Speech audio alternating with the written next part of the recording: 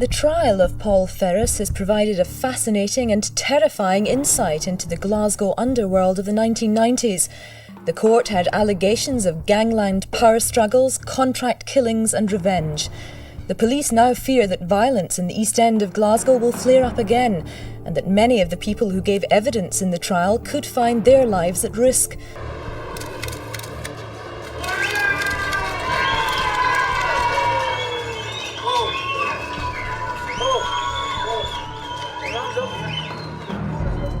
Glasgow, Scotland. In the city's grim, post-war housing states, a young boy was trapped in a cycle of fear. His name was Paul Ferris. Day after day he was tormented by a local family of bullies. He was outnumbered, overpowered. The beatings were savage and relentless. They pushed him to the edge of survival. Until one day, something inside him finally snapped. The victim decided he would become the victor, and revenge became his only mission. What happens when a bullied child refuses to be a victim anymore? How does a boy pushed to his absolute limit transfer into something to be feared? And where does the dark path of violent payback ultimately lead? To help us continue making sure these stories are heard, please like and subscribe. Let's dive into it. Paul John Ferris was born on November 10th, 1963, not in a sterile hospital ward, but at home, at 19 Hogganfield Street in the Blackhill district of Glasgow. It was a city of stark divisions, and Paul's very existence embodied them. His father was a Protestant, his mother a devout Catholic, and Paul, the youngest of 6 children, was raised in his mother's faith. The Blackhill housing estate, like so many others built in post-war Scotland, was meant to be a fresh start. These sprawling concrete landscapes were designed to house working-class families, but they quickly curdled into something else entirely. They became breeding grounds for poverty, violence, and a tribal mob rule. For the families who lived there, life was a constant struggle for survival, a reality where respect was earned not through hard work, but through fear. This was the world that shaped Paul Ferris. His early life was shadowed by crime. His father was an armed robber, frequently absent from the home, serving time in prison. When his father vanished, Paul's world shrank. He remembered eating toast and beans for lunch with his grandmother, and then toast and beans again for dinner when his mother returned from her job as a cleaner. The simple meal became synonymous with his father's absence. But there were moments of calm. He found a father figure in his grandfather, who lived in Privensmill. He spent happy days with him, learning to plant vegetables, surrounded by the comforting smells of furniture polish and coal fires. It was a fragile peace. When his grandfather passed away, and his father was jailed again, this time for tax evasion, the stability in Paul's world crumbled completely. The brutality of Glasgow's streets soon found him at St. Philomena's primary school. At just 9 years old, he came face to face with the Welsh brothers, a notorious local family known for their bullying. Paul, small for his age, stood up to the ringleader, Martin Welsh, in a schoolyard fight. It was an act of defiance he would pay for dearly. The next day, Martin's 7 older brothers cornered Paul. They beat him mercilessly, then forced him to fight Martin again, a battle he had no chance of winning. This was the beginning of a years-long campaign of torment. The Welsh brothers had chosen their target. No matter how viciously they hit him, Paul refused to run. He stood his ground, enduring the pain while his friends could only watch, helpless. He never cried in front of them, but the violence was relentless, a daily ritual of humiliation and pain. The constant stress began to manifest physically. As he prepared to leave primary school, Paul's body reacted to the unrelenting fear.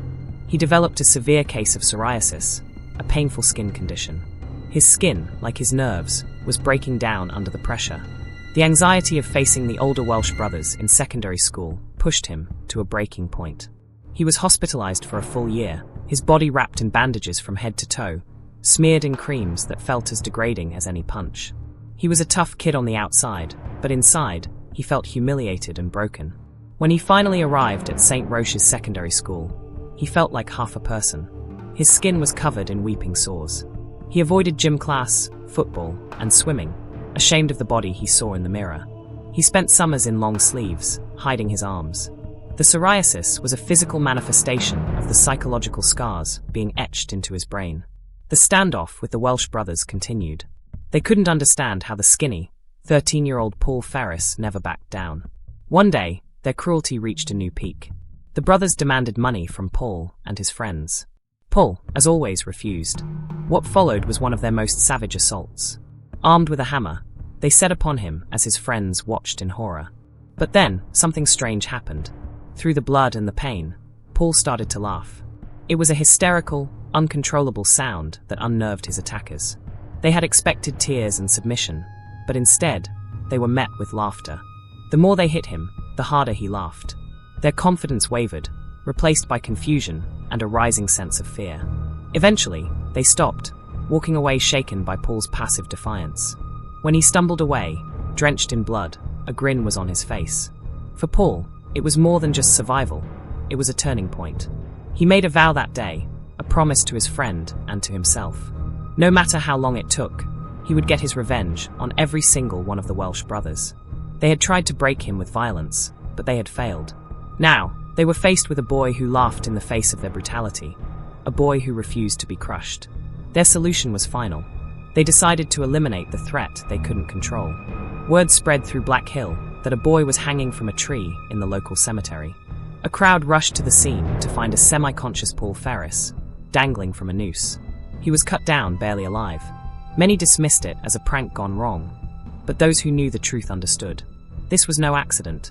The Welsh brothers had intended to silence Paul for good, but he survived, and the door for retribution was left wide open. Though he took a normal job at a Glasgow brewery after leaving school to please his mother, the lure of fast money was too strong to resist. His friends had formed a smash-and-grab syndicate, targeting jewelers across the city. The payouts were substantial, £500 or more for a single job. It wasn't long before Paul realized that hauling crates of whiskey couldn't compete with the easy fortune waiting in the criminal underworld. At 16, he was offered £500 to be a getaway driver. He quit his job, and for 3 months, his mother made him sandwiches for a job he no longer had, until the police arrived at her door. His entry into organised crime soon led him to the penal system. After a botched robbery, he was sent to Llongrigand Remand Unit. The short, sharp shock treatment did nothing to deter him. Instead, it hardened his resolve. His revenge against the Welsh family began in earnest. He encountered John Welsh on the street and slashed him from ear to ear with a razor. He later found Martin Welsh, the ringleader, and scalped him with a Bowie knife. These brutal acts cemented his growing reputation. His criminal skills were developing quickly, robbing jewelers and moving guns for other criminals. At 17, he was sentenced to 3 months in Glenacle Detention Centre, a brutal, military-style institution. This was followed by a 12-month sentence in Glenacle Young Offenders Institution. Inside, Ferris found a new home with the Glenacle Wolves, a sadistic prison gang run by an inmate named James, Nellie the Bomb O'Neill. The Wolves thrived on violence, systematically targeting sex offenders. Between 1981 and 1984, their campaign of terror led to the orchestrated suicides of at least 10 prisoners. Ferris witnessed the torment firsthand. He watched as Raymond Gilmore, a man who always protested his innocence, was repeatedly beaten and tortured by the gang. He saw another inmate, Big Ek, nearly kill a sex offender by smashing an industrial sewing machine over his head, an act that earned Ek his place among the wolves. For Ferris, Glenacle was a new stage to assert his dominance, an outlet for the violent urges that had been festering for years. By the age of 19, Paul Ferris was a hardened and feared young criminal. His reputation for cruelty and a complete lack of remorse brought him to the attention of Arthur Thompson Sr., the undisputed godfather of Glasgow's criminal underworld. Thompson, who ran an empire built on drug dealing, car theft, and loan sharking, saw potential in the young man. Ferris's father had warned him to stay away from Thompson, but Paul thought he knew better. He was thrilled by the attention from the city's most powerful crime boss, and quickly became Thompson's most feared debt collector and enforcer. He carried out stabbings, shootings, and kneecappings with cold precision, his exploits earning him the nicknames the Wee Man and the Robot. One of his early assignments was to recover £50,000 after Thompson's son, Arthur Jr., was conned in a drug deal. An Irish gangster had exchanged a sports bag, supposedly filled with cocaine, for the cash. When the bag was opened, it contained nothing more than a bottle of Urn Brew and 2 bricks. Ferris and his partner, Tam Bagan, were sent to retrieve the money. They failed, but Ferris took it upon himself to restore the family's reputation by roughing up anyone connected to the deal. In one instance, he mistook a man in a pub for a target and beat him with a baseball bat, then stabbed 2 other men in the ensuing scuffle. Violence was becoming a nightly occurrence, and the police were taking notice. Days later, while driving with Arthur Thompson Jr., they spotted another debtor. Thompson Jr. pulled out a Magnum revolver and fired, the bullet tearing through the man's car and into his body, leaving him with life-changing injuries. The Thompson regime was making it clear: anyone who crossed them would pay a steep price. Ferris was fully immersed in a world of mafia-style operations. He was captivated by Thompson Sr.'s wealth and power, and though he sometimes questioned the brutal tasks he was given, his desire to be a part of the empire always won out. The lines between criminal and law enforcement were blurry. Thompson Sr. had a close relationship with corrupt police officers, feeding them information in exchange for protection. He controlled much of the city's criminal activity, and in return for keeping the authorities informed, the police helped him launder his illicit profits. But the seeds of distrust were beginning to grow in Ferris. During one incident, he was sent to attack a man who had supposedly threatened to shoot him. Ferris stabbed the man repeatedly, only to learn later that the threat had been fabricated by the Thompsons. He had been used as a pawn to settle a score. He realized that to them, he was nothing more than a hired hand, a tool to carry out their twisted vendettas.